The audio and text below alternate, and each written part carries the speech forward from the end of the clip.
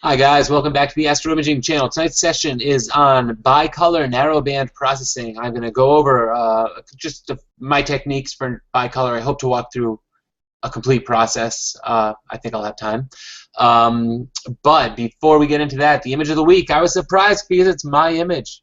My Tulip Nebula wide field, and I'm going to click over. I'm going to show you my full screen real quick, and then I'm going to jump into PixInsight just to show off the image. If you can't see it, let me know. But this is, again, the Tulip Nebula in wide field. That's the Tulip Nebula on the top right. And I had no idea that there was just such structure beside it. I shot a long focal length previously, and when I saw it, I'll give him credit. Paul Moonrocks did an even better version of this. And I saw his version. I said, oh, wow, that's awesome. I didn't realize that was all there. And decided to give it a shot, and I was pretty impressed with this. Shot with my Wostar 71 and the SBIG STF. This is an this is a bicolor H alpha 03 image, and my intent was to just pull out the blues, and you're going to hear me say that, probably use that term a few times tonight, because I think when you're shooting bicolor, one of the things you're trying to do is exaggerate the contrast in colors, and the more variety of colors you have, the better. So thank you, Josh, for picking my image, and I hope that covers a bit of it. Before I did get into this, I do want to say two things.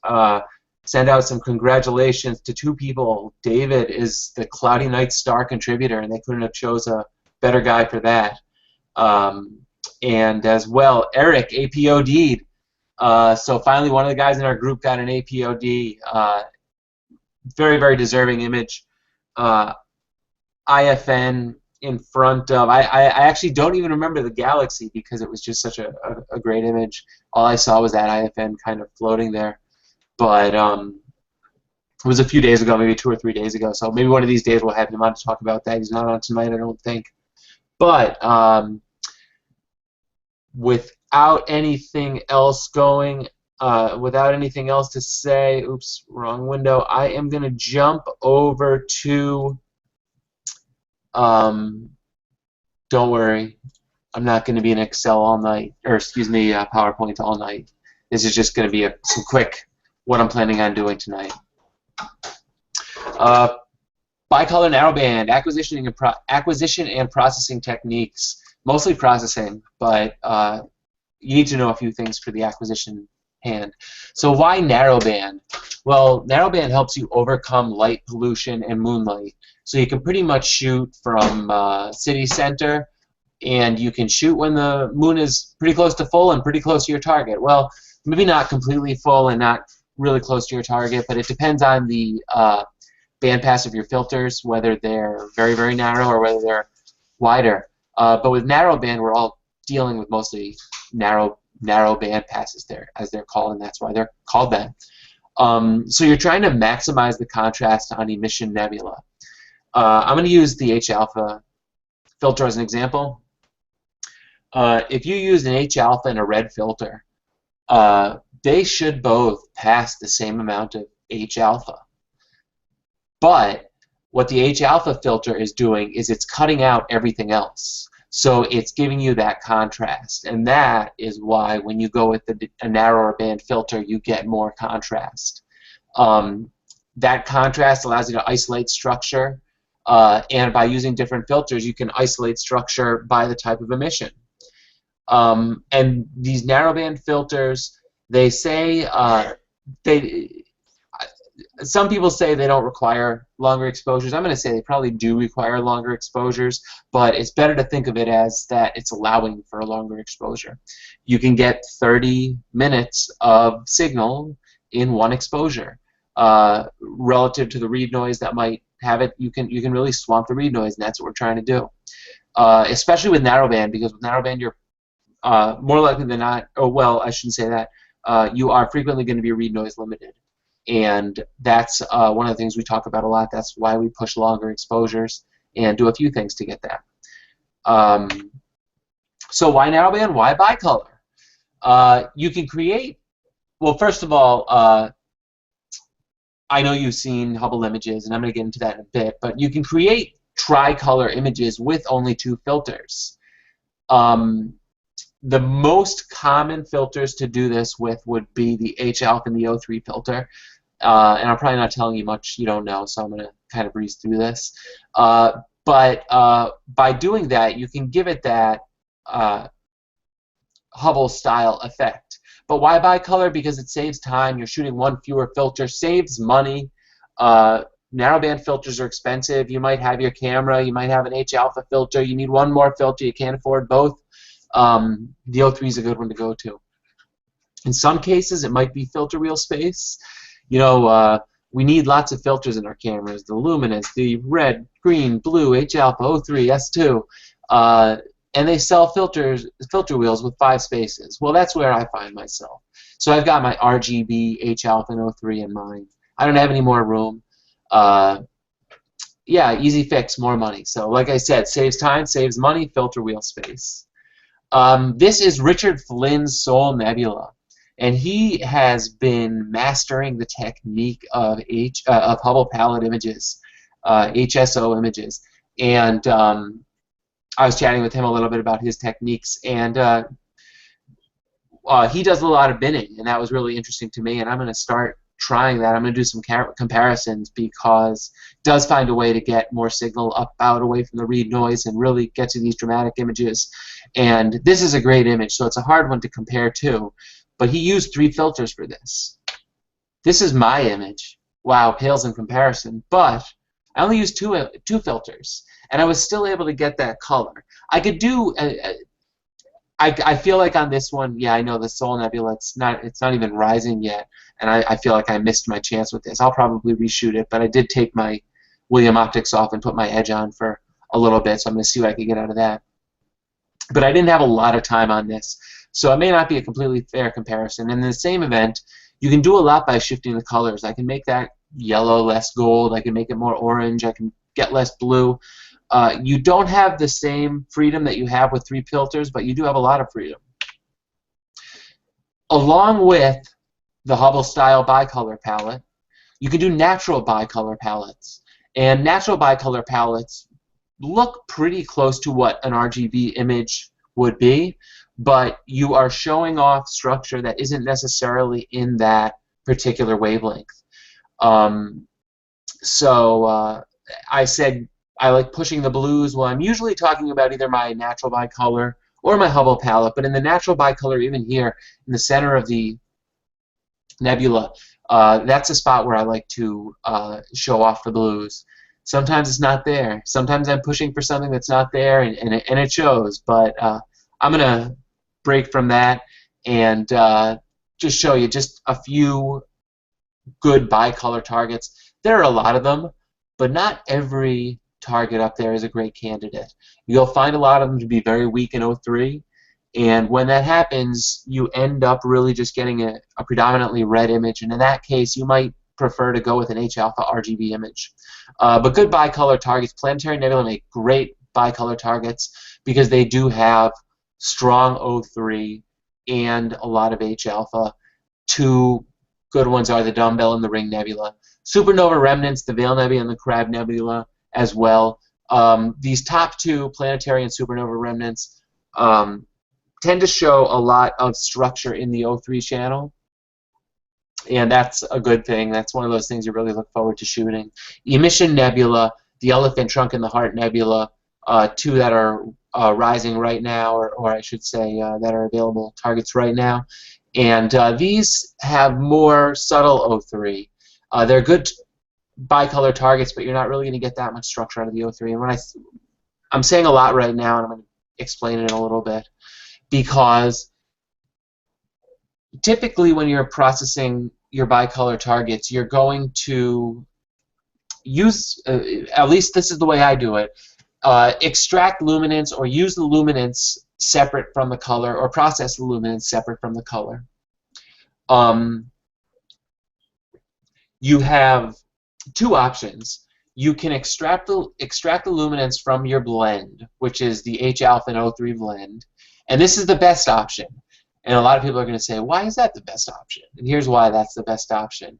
Because if you've got enough time in on your O3 channel that it looks great, good enough that you can just extract the luminance from the blend of your H alpha and O3, you've probably got a lot of time in on the O3. You might have more time than is reasonable to get. I've never had an image where I said, oh, I'm happy with that O3 channel. And that's kind of why it's the best option, but it might be somewhat unobtainable. So you might end up compromising and using the alternative, which is just use the H alpha channel for your luminance. There is a lot of structure in the H alpha channel.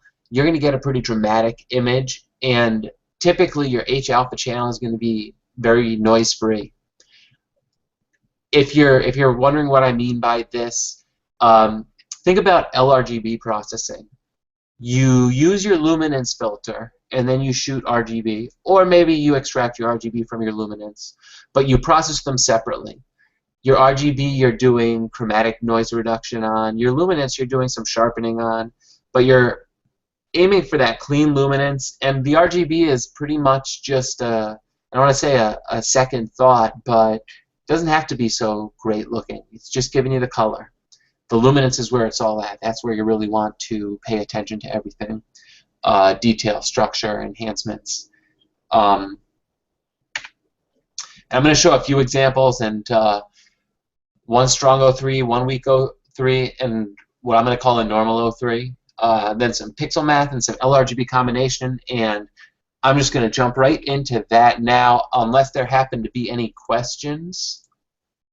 I don't see any questions. I do want to remind you guys can type your questions into Q&A, and they can call them out to me. Otherwise, I'll check back and jump right back in. But for now, I believe that you are seeing my pixel math screen. Yes. Okay. So this is NGC 7822. This is what I'm going to call a weak O3 target. This is 16 subs of 30 minutes on the O3 on the left. And I have this zoomed in on the H alpha. Now they're at even scales. And the H alpha, I want to say, was only 12 or 13 exposures. I don't think it was as much, maybe 14 exposures. But it got pretty clean. I didn't think this was as bright of a target as it was, but I think in this region right here, it is kind of bright. And it's an impressive target. You should shoot this. It's great. I love this target. But you can see this weak O3, and over the hangout, you probably can barely make out the detail, the structure. It's pretty much in the brighter regions. There's some up here, but there isn't much. So I have to use that. I'm going to take a monochromatic image, use that to get my color image. But first, let me show you some other things that can happen. This is the dumbbell. The H alpha is over here, the O3 is over here, and you can see it's pretty strong in O3. Well, that's a characteristic of planetary nebula, but this is one of those where you might be inclined to use a blend from the O3.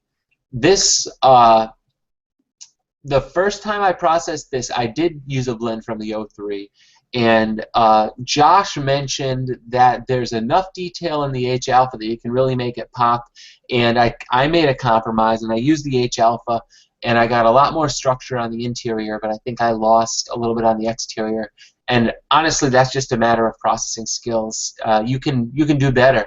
I could have done better. I just probably would have had to mask it off. But these days, I do what I can and try and make it look as good as I can, and in the time I have, I should say. The normal O3 target. Well, this is the Elephant Trunk Nebula. You can see still a somewhat noisy O3 channel. A lot of noise in there. If I go into the H alpha channel, you'll see how clean it is. So for this target, yeah, I'm still going to use my H alpha as the luminance. I see I've taken up about 15 minutes just talking about what I'm going to do. So maybe I'm going to jump right in and show you what I'm going to do. This is PixInsight. If you guys are not familiar with PixInsight, but you want to be, check out Alex's video from last week, A Loaf of Bread, a Jug of Milk, and PixInsight. It's an awesome introduction. He went into the screen transfer function. I'm not going to go into that today. I'm just going to say that I've used it. So what I've done is I have temporary screen stretches on everything. You're going to see me playing around with that. Most of the guys that have seen it know what I'm doing, but I'll try and explain it as I go. But I do have that temporary screen stretch on both of these images. If I were to take that off, that's what it looks like coming straight out of stacking, and that's no good for me because I can't see it. Put the temporary stretch on. Now I can see it. First thing I'm going to do, actually the first thing I'm going to do, and I just do this to make it easy, I change the identifier here to H alpha or HA, and I change the identifier here to 03, and don't mind my lowercase i's. For some reason that's the way my fingers type it out. I'm going to use the linear fit. So I want to fit the 03 channel to the H alpha channel to kind of match up the brightness levels, and you'll see exactly what happens. Even with the temporary screen stretch on, you can kind of see what happens. This is a much weaker channel. So if I modify it to look like this with the screen stretch on, I get a really dark thing of not much. But I can get it back because I can always put the screen stretch back on there. It's good to do that before you align channels. It'll give you more consistency. In some cases, the filters are designed to give you even balance of luminance in fixed exposure times. For narrowband, that doesn't really work so well. So, yes. Adam, can I interrupt you for a second? Go right ahead. I'm not sure if you've used this trick or not, but you can use the screen transfer function, say, on your HA image, which you used as the reference for your linear fit. Then you can apply that same stretch to your other image by dragging a new instance to that image, so you have the same stretch applied to that image, and so you can see what they look like in relation to each other. Gotcha. So before I put the screen stretch on the 03 right here, can I still do that? Yeah, select that guy, now drag the new instance from that to there. There we go. Now you've got the same stretch, and so you can actually see what the brightness levels look like in comparison. Yep, that's great. I'm glad we have David here. He's going to be our star contributor too. Thank you, David. Yeah. So you can see that just demonstrates what a weak 03 channel we have here. It's just the way it is.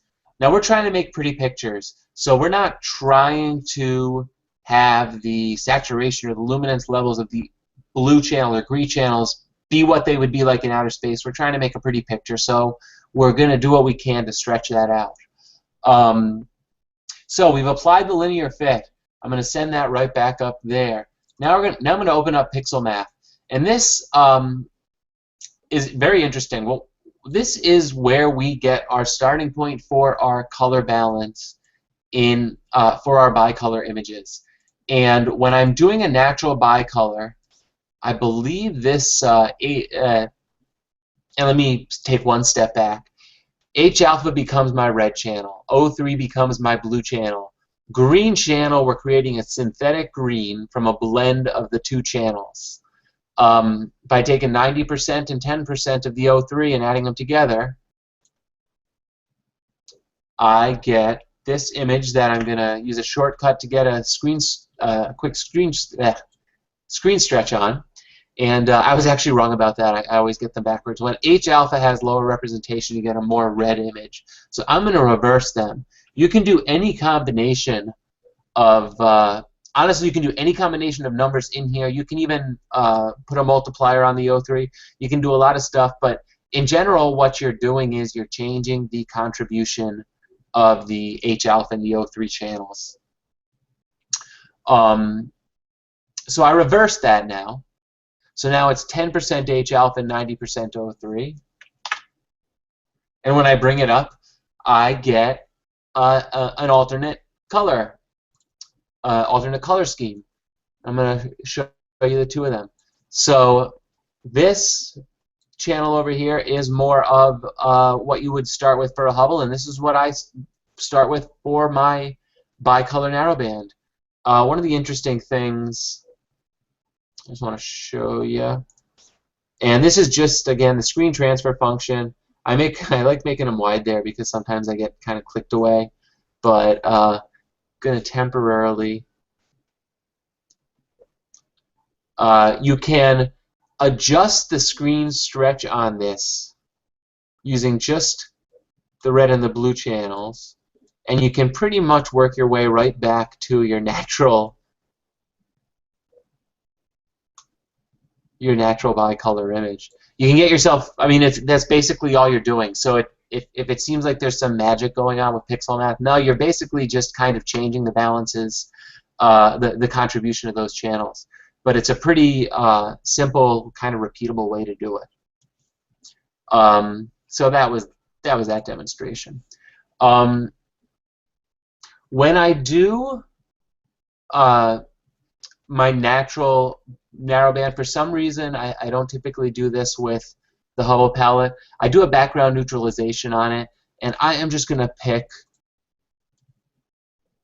this as my starting point.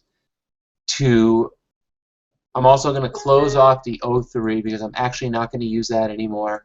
So here you go. Right next to each other, I have my H alpha and my RGB image. They are both still linear. I have to process them up. I'm going to skip a few steps while I'm doing this, just so you can see what process I'm doing. But the main one that you got out of that so far was pixel math. Now let me start on my RGB image, and I'm going to do a quick background neutralization on it. And to be honest, I don't know if this is necessary, but for some reason, occasionally I get better results out of it. And if you have a tool in your box and you wonder if it works, try it.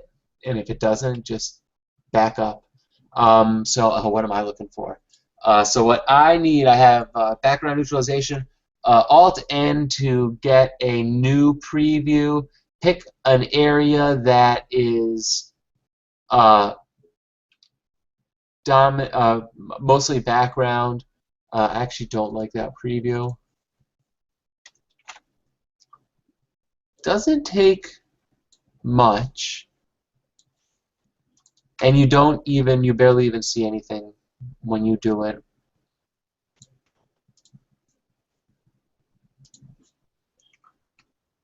So it neutralized the background, and then I put the screen transfer function back on.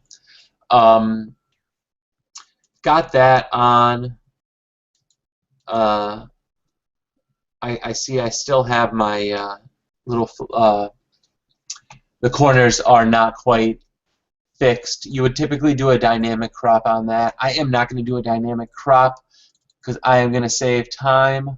I don't care about my edges so much for this tutorial, and I'm pretty sure most of you are going to know how to do a dynamic crop. I do like to do some saturation early on. I can do a small iteration. Oh, that's why it was going so much. I'm on range of 2. I can do a small iteration across the board. What I might prefer to do, though, is just pull up some of the blues a little bit.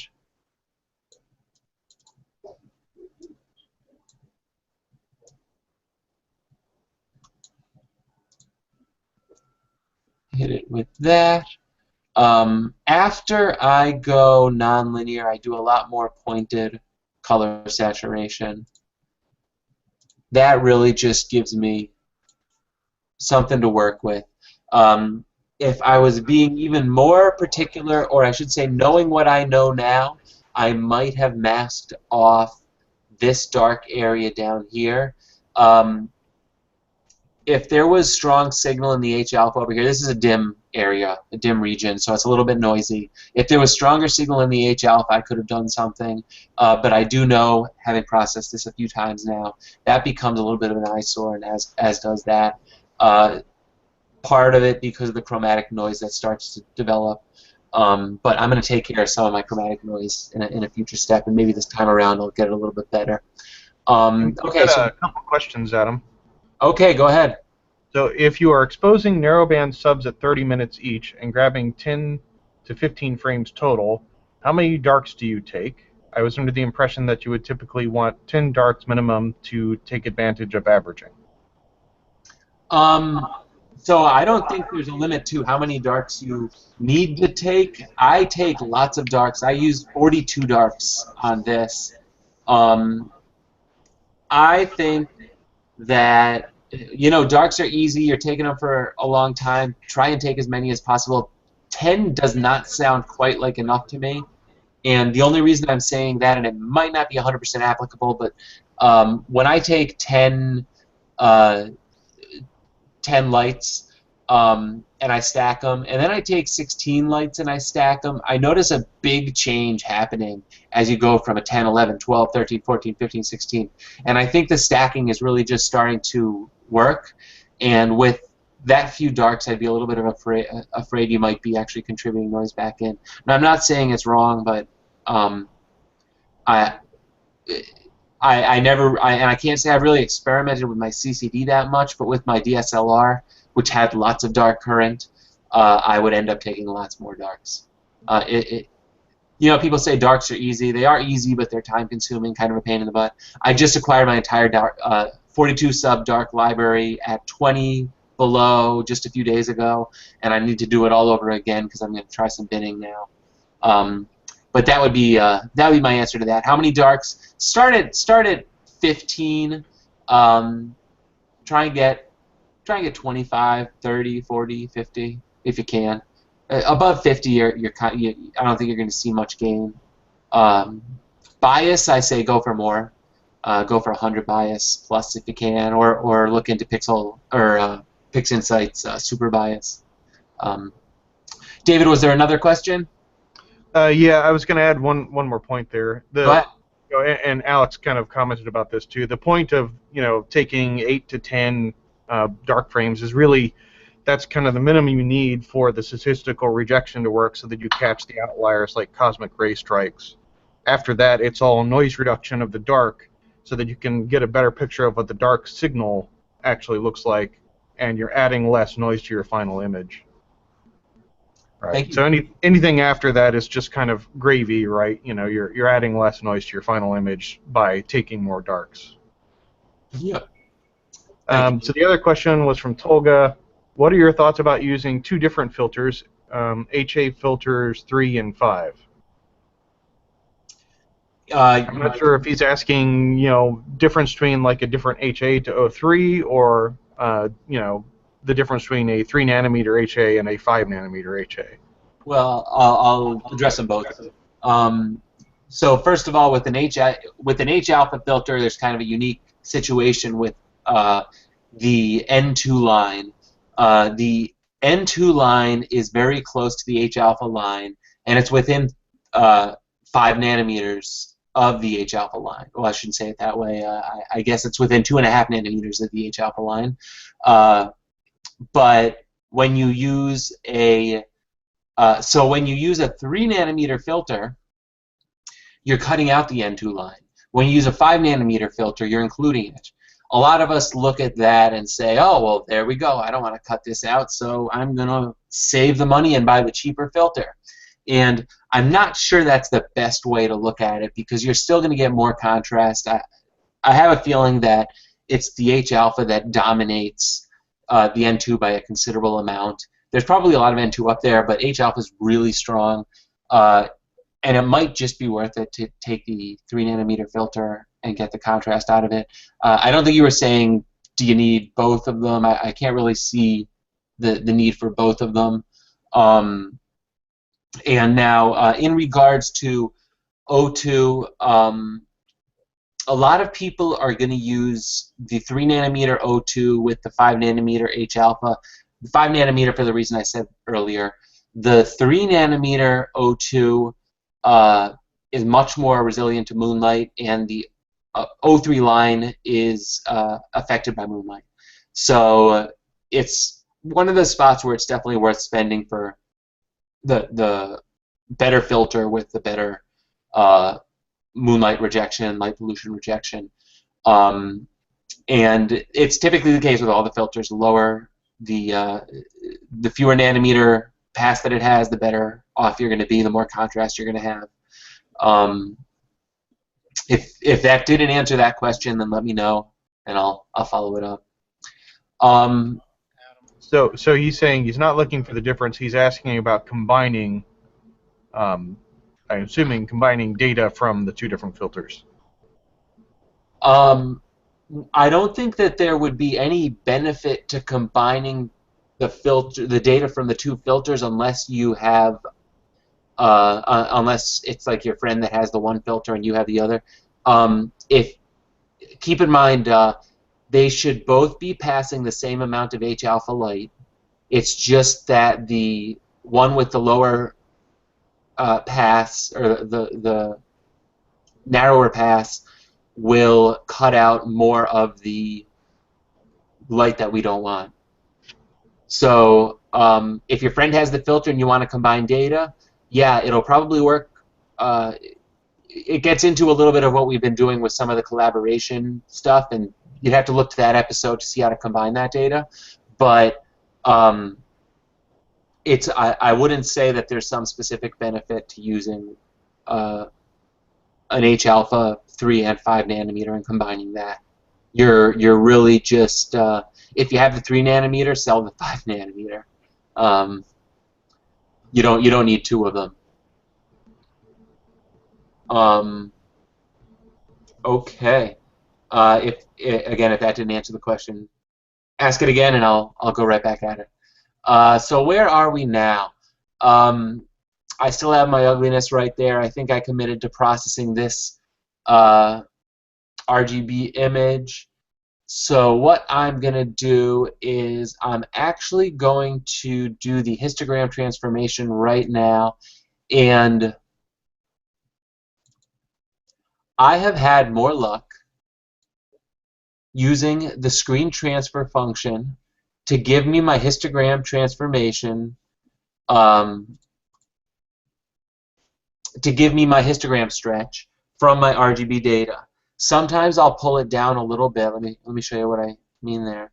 But I'm just going to take that, throw it there, preview it, and get rid of that. So, that was probably the worst way I could have explained that. My apologies for that. Okay, so I have my temporary screen stretch on my screen transfer function here, and I've cleared my histogram transformation tool, but it's looking at, so I have this checked and I have this checked. This is the active image. So the screen transfer function is storing the data of that temporary screen stretch. The histogram transformation is pretty much empty right now.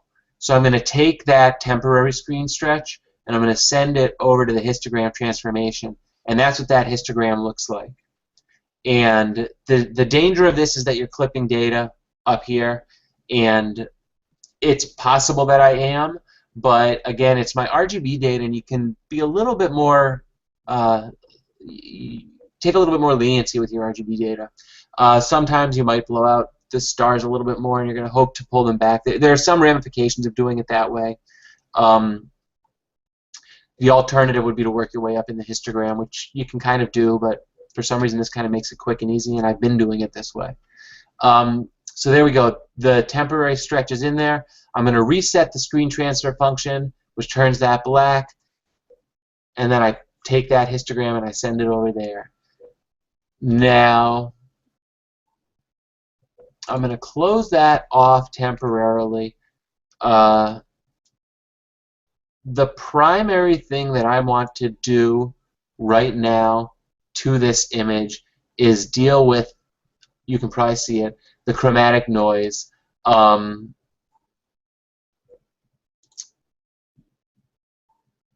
I probably could have done an SCNR to get rid of some of the green, but let's see how the the tool that I'm going to use, TGPD Noise, does it. Let's see, has it saved my settings from last time? It did. Let me just see, -3, -3. Okay, let me reset the tool so I can show you exactly how I kind of work my way up with this. So non-linear, so we're going to go to CIE lab mode, and it lets us work in lightness or chrominance.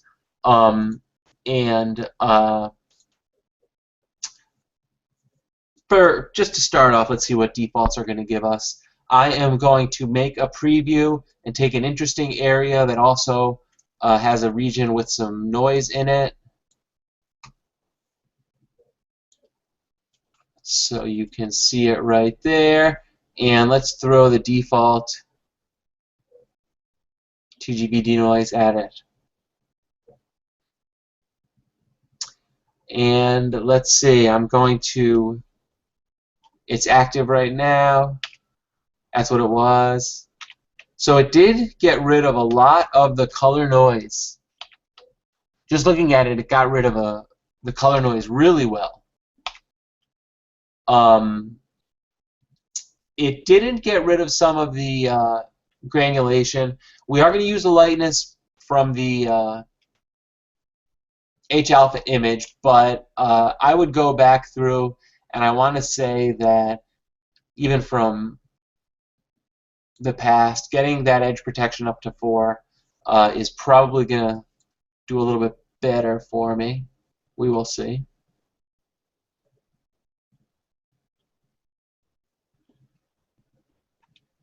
Seems to have improved it a bit. I think it could actually... Let's send it up to 6.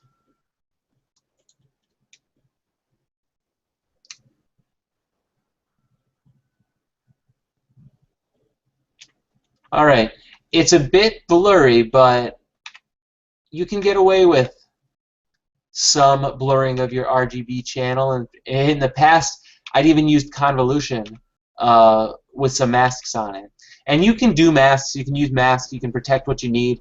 This is a weak image. This is a weak signal in here that's really noising it up. So I'm kind of struggling to get the color out of it. So blurring gives me a little bit of an opportunity to pull a little bit more color out of it.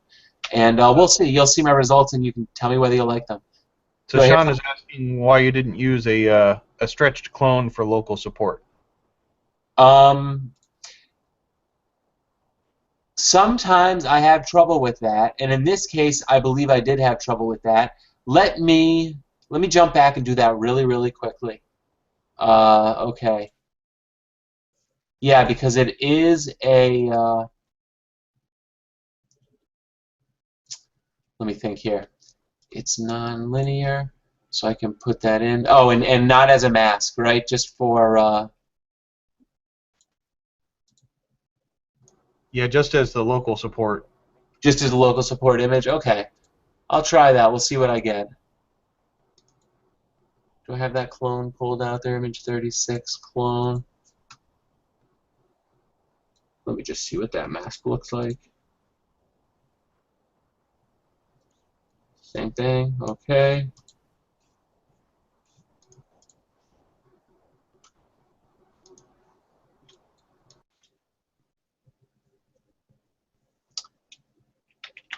All right. Why have I gone... Why did it completely go?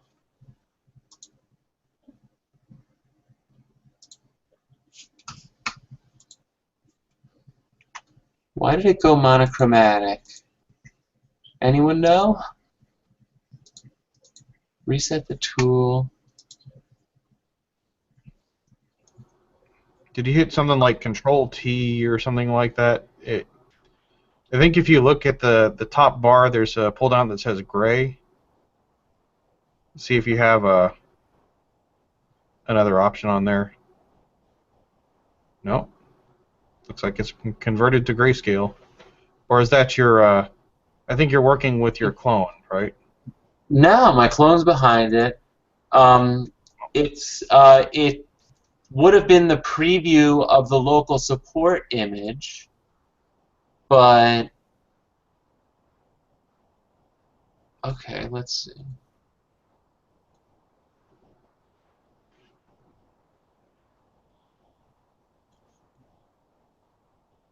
All right, right there. Let's see, local support, have it. Support image is the clone. I want to do some noise reduction on that just because I know it's grainy. Yeah, Sean's making a point saying the clone needs to be stretched. It needs to be nonlinear. Yeah, and you see here, you know what? Here's why. Well, I am nonlinear right now. But here's why I didn't. Because the noise went so much through the nebula throughout, including up here, that I didn't think that I needed it to be represented, so match so much to the luminance. And that's kind of why I didn't. And I've been through this image a few times, and I could show you, and you would probably stretch it further, right? And let's see what happens. You'd probably stretch it further just to. We may be getting off topic onto a noise reduction discussion rather than Yeah. determination. Well, not as bad as I was expecting. Yeah. Okay, let's see. I will use that and I'll run with it, which is always dangerous to do when I'm live and doing stuff like this. But now I have a few seconds to actually talk about it because I'm waiting for it to apply it to 3 channels. Yeah, so I'm not sure why I had images with that in the past, or issues with that in the past, but we'll see if it does something. There's a look that I occasionally get from TGPD Noise that kind of turns me off, and I don't know how to explain it. It's kind of like a small scale posterization. It's as if it didn't smooth enough, but we'll see what happens. When I do combine the luminance image with it, it's going to clean up a lot of that stuff, and we'll see. Of course, waiting for Pix Insight to complete this. Probably the longest step we'll do would be the TGBD noise on this. Hopefully we got it right.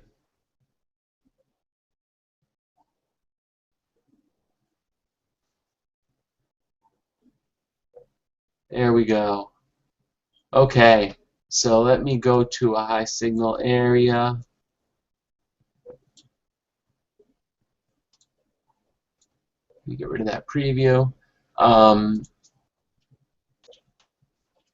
So we went from, give me the preview back. We went from that to that. Did take care of a lot of the noise. I did get some of that kind of small scale, like, I don't know what it is.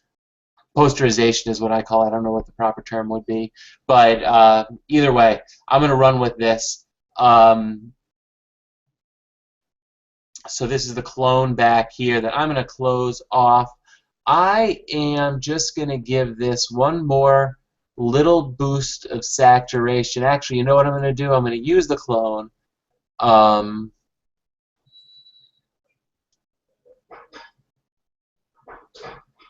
No, I'm not going to do that. I'll show you why in a sec. I'm going to leave that right there. I am going to move on to my H-alpha image. Now my H-alpha image is still linear, so you can see it there. On this, I don't have to do anything but my histogram transformation. And for this one, I'm going to do a true histogram transformation. I'm going to work my way up in this. I've got my preview over here, so working my way up. Stretching it.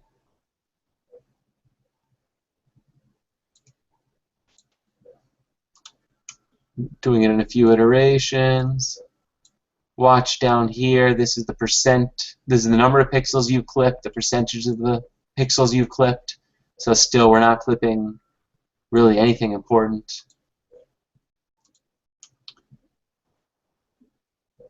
We want to stretch this to how we would like it represented in the final image.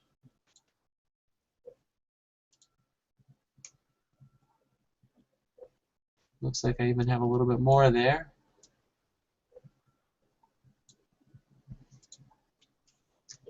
There we go. I'm going to say I'm happy with that. I usually do all the basics in this, and I tend to take it out into Photoshop and then go a little bit farther. It's nice to have them roughly match each other in luminance levels. It looks like this might be a little bit brighter. That typically happens when you get lazy and use the STF tool, but there are a few ways to fix that, and I will show you them, but not quite yet. What I want to show you first is the special thing that I'm going to do to the H-alpha sub to get a little bit more detail out of it, a little bit more contrast out of it. First, going to do a range selection on, drawing a blank here, sorry. Okay, there we go. Range selection on the H-alpha image. I already made it, but I didn't explain that well again. Let me do it all over again. Lower limit, you're selecting a range of brightness within that. And what I try and do is I try and get a blob that looks like the brighter areas of the nebula. I had used this tool earlier, so that's where it got me. When you start off, your fuzziness and your smoothness look like that. You need to use them. You need to get them cranked up. I like it kind of soft like that because it does work with a little bit more of the image. And I get my click in and it gives me my mask. So there's my mask. I'm going to apply that range mask to it, and I am going to hide the mask. Then I've got HDR multi-scale transform. This is the way I do it. You might want to mask off your stars when you're doing this, but keep in mind it's only going to be the stars inside of the brightness areas.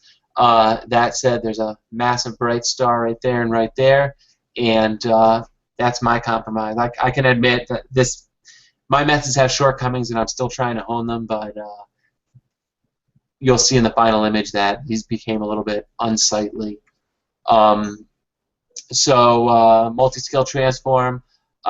I had found that 3 iterations had worked on my previous image. This can change no matter what you're doing. I keep 2 lightness and lightness mask checked. I don't really touch any of the other buttons, and I'm going to make it big so you can see the changes. Drag that instance over, and we're working on iteration 1, iteration 2, iteration 3. There you go. So what it actually did, let me show you. You can see some of the bright spots right around the bright star. Oops, went the wrong way. Okay. It brought them down, so it showed off a lot more of the nebula that was buried within those brighter regions, and it really gives you a nice starting point to use another tool, local histogram equalization, which will do the same thing. Sometimes before you do that, though, you might want to do a curves transformation. We're going to preview it one more time because this is now darker than it was when you started. It was darker than before you did the HDR multiscale transform. And sometimes it darkens it so much that when you finish your image, you're like, well, it doesn't stand out anymore. So you can, let's see, you can put an S-curve and try and keep that low-end contrast in there, but get some of the brighter stuff out. So let's see what this did. What the heck? There we go. Okay, so this is without the curves applied, and that's with it applied. So you can see I'm getting back some of the brightness, but it's also retaining a lot of the detail, maybe even exposing a bit more. So I like what that's doing. I'm going to apply that curve. Keep in mind, I still had the range selection mask active on that in the same spot. Local histogram equalization. This tool does a bit more of that, just revealing of the structure. Now you can almost see the way it is in the mask. Let me do this. Let me remove that mask and look at you. It shows you exactly what the tool does. Your options in this are the kernel radius, which is the amount of, I believe, pixels that it's using to perform this sharpening. If you make that larger, it's going to perform the sharpening on larger regions. So you'll see in a second. There you go. This tool can easily make a good nebula look cartoony.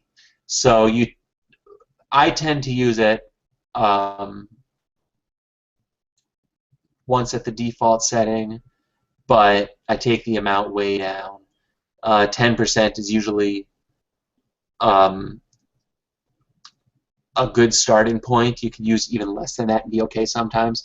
But I'm going to hit it right around the default contrast limit and kernel radius at 10% amount. This tool goes relatively quickly. I do think I forgot to enable that mask, but we'll see. It may not be terrible.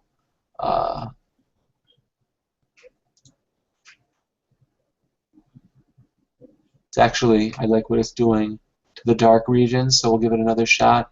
You can do this iteratively, and you can do it a few different times, but I'm just going to see what it does. Yeah, it can get cartoony quick. I don't know if you guys know what I mean by cartoony, but doesn't look real anymore. So I brought that down to 6% and I applied, and I think I'm just trying to eke a little bit of that large-scale structure out of the image.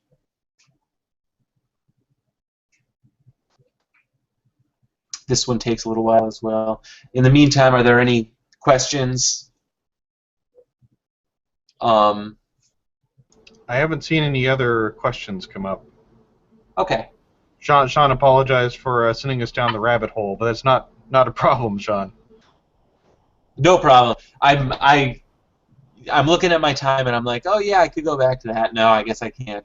We really need a nice long session on noise reduction, because there are a bunch of ways to do it. We could probably use a few different sessions on them. Yeah, you could probably do one session on each different technique. Yep. Okay, so this is interesting. I'm excited right now because this has a different look than some of my last processes on this. Oh, and I've just been shutting stuff without thinking. Okay. So I am, let me think, I am nonlinear. I am, going to close that. I'm nonlinear with my H alpha. I'm nonlinear with my RGB. What I need to do now is I need to combine them. I did not do noise reduction on this H alpha. I think that some of those things that I did to it brought out a bit more noise because it was pretty clean. It's one of those images that I really didn't need to use noise reduction on. maybe just a little hint of it right at the very end. But I'm not going to change the plan. I'm going to go at this without noise reduction. I'm going to see what happens. For this, we're going to use the LRGB combination tool. There's two ways to do this. The way that I usually do it isn't necessarily the best, and I'll admit that. I'll try and show you the other way to do it. Maybe it'll work really well right now, and I won't even have to worry about it. But L channel is my H alpha. That's why I've got the identifier right up there. All I need to do is drag it over to my RGB channels, and we will see. Okay, so I'm going to say that this is a little bit more washed out than I was expecting. Let me think about that, because I've been staring at this image for a while. A little bit more washed out than I was expecting. You can use the transfer functions to increase the saturation. Let me bring that back. And to increase the saturation, you lower the saturation transfer function. I decreased it by 0.1 to 0.4, and let's see. And got a little bit more contrast, got a little bit more saturation out of it. You can also increase the lightness, but then you are changing your H-alpha image, and we process our H-alpha image to give us the darkness and lightness that we want to get us into that rough starting point. So basically, from now, we have this this image as it is. Let me see here. I'm going to give, I just want to try dropping that a little bit more, see if I get a little bit more saturation out of it. What I could also do is I could go in and I can resaturate that manually. That's actually doing a little bit better for me. It kind of looks a little bit better on my screen. I don't know if it looks the same on your screen, but basically what we've done is we've taken the O3 and the H-alpha and we've combined them, and we've maintained some good color. And depending on your workflow right now, you can really do whatever you want with it. I am going to save it. I've got to put this somewhere good.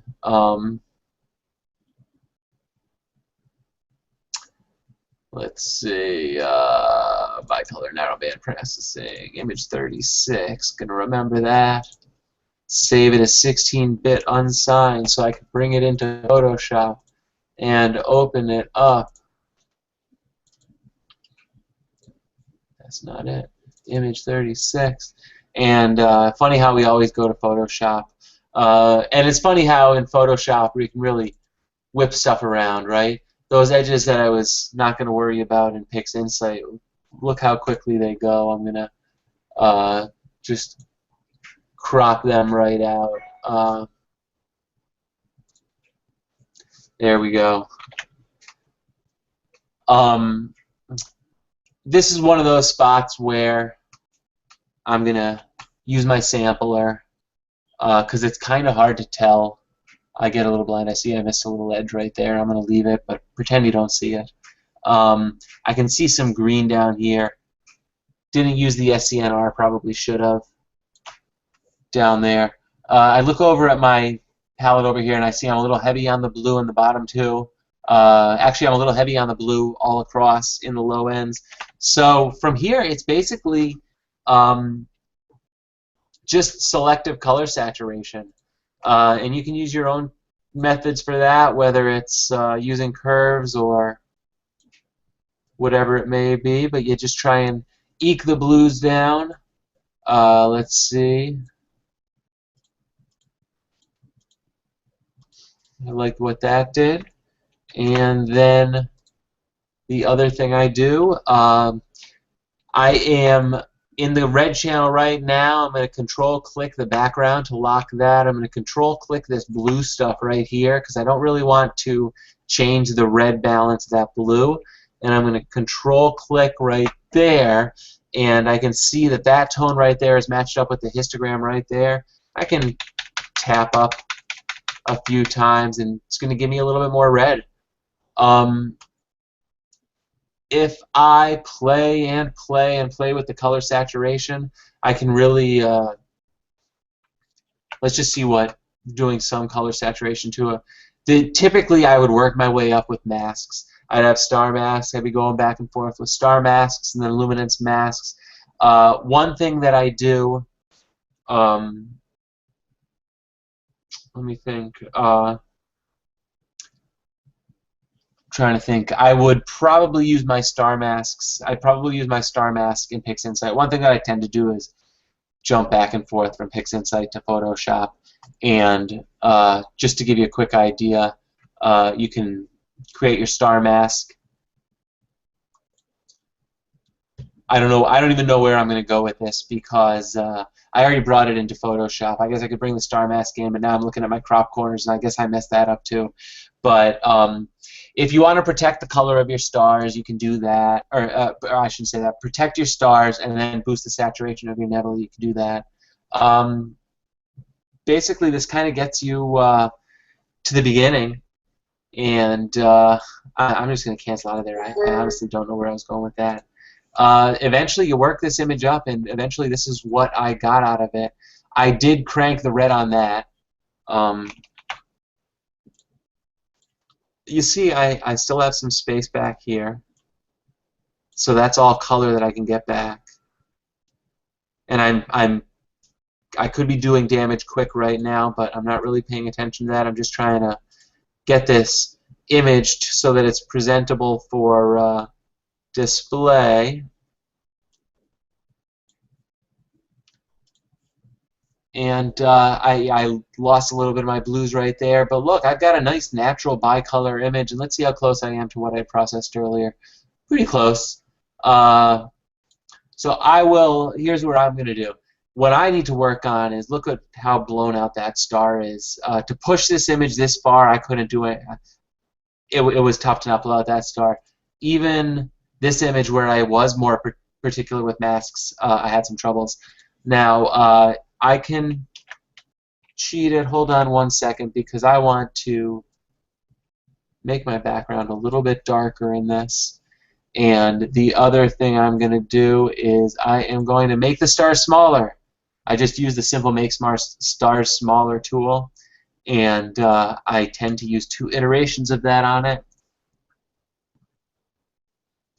And it does make the stars less blown out, so I kind of look at that as a little bit of a crutch to get me to a little bit better of a place. One thing I didn't show off that's pretty cool in PixInsight is the dark structure enhanced script. You guys are going to have to envision here because I completely forgot it, but I did use that on this image, and I want to show you how well this worked on that image. This, I believe, has had the LRGB combined, yes. So I'm going to apply that. It does take a little bit of time, but it takes very little effort. You just click OK, and the default settings tend to get it pretty close to right. We'll see what it does here.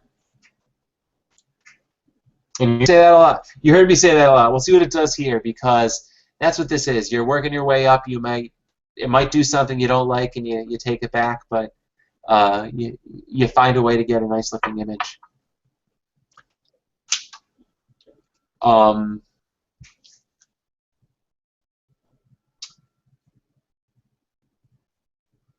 Lots of stuff going on in this tool.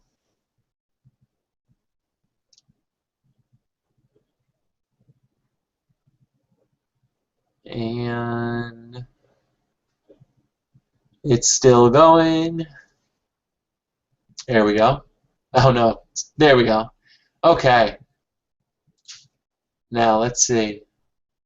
You could have done this on the luminance, and you would have prevented some noise from making it back into the final stack if you did it before the LRGB combined. I'm a little bit beyond that, but let me show you what this tool did. So it pretty much enhanced the dark structures, as the tool is called, dark structure enhance. You really do notice how it makes them pop, gives them that inky black look, and that's a really cool tool, really cool script. Scripts, utilities, dark structure enhance. So basically, that's it. That's my bicolor narrowband tutorial.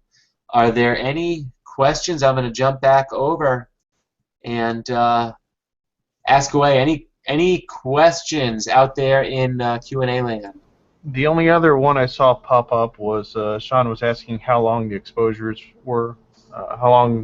How long were the subs on this data? Is what he asks. Okay. On my NGC 7822, 30-minute H alpha subs, 30-minute O3 subs.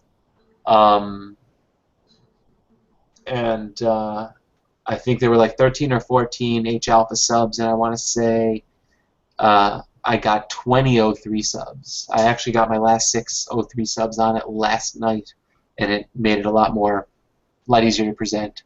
I see that you are all seeing my screen share. This is terrible. Hold on, let me fix this for you. There we go. There we go. So that Adam, is. I have a question for you. Go ahead. Go ahead, Josh. Is there a reason that you decide? Is there a reason that you decide to process your image by working the color channels together instead of processing them independently and then combining at the end or near the end? Just for the visualization. I know you can do it both ways. Partly for the visualization. The other thing is, I don't know, I feel like you can get the color channels pretty close. Now, the second I realize that I can get much better images by doing them separately, I will. And I've even tried going nonlinear with both the O3 and the H alpha, and then using some of the scripts or using LRGB combined or some other things, and I just never had luck with it. But this is, I should have put my bicolor processing method on here, because I'm sure there's going to be others, and maybe someone else will come on and share them sometime.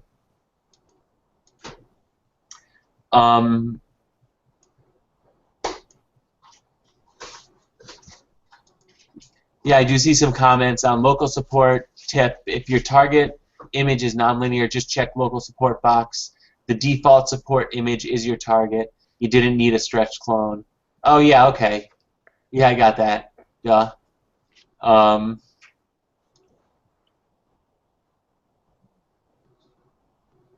Just reading through the comments.